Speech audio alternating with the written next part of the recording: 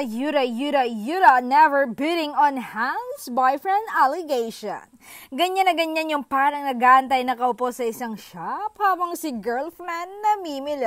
Itong si Donnie naman. Oh my God, ayaw mahiwalay sa girlfriend. Kung nasan si Belle, nandun siya. Ganito ka-clingy ang dalawa. Sige, maging clingy lang kayo sa isa't isa. Gusto namin yan.